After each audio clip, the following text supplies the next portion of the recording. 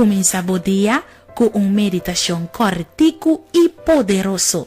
Awe Dios que papo medita. Presentá pa Ruwensley la Cruz. Un feliz día, pavo. Contento de ter junto com um dia mais para meditar da palavra de Deus.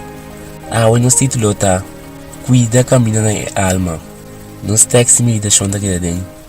Filipensenan 4:8. Finalmente, rumannan. Titulo que tá bèrdadero. Titulo que tá onorabel. Titulo que tá hustu. Titulo que tá puru. Titulo que tá bunita. Titulo que tá de boa fama. Se tem algum birtut e se tem algo de digno de alabansa, laga esakinan okupá somente.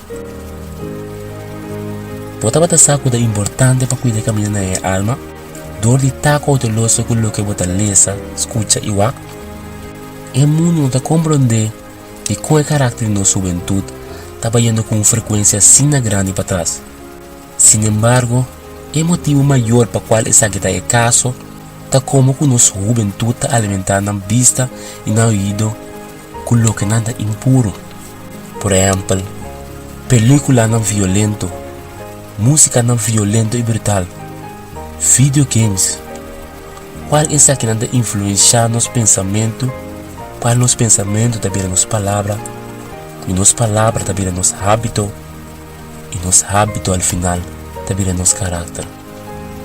Pese laga nos pedir Deus awe para ajudar-nos para nos alimentar nos vista e nos ouvido com o qual está puro e positivo e mais bem, o qual não está sua vontade.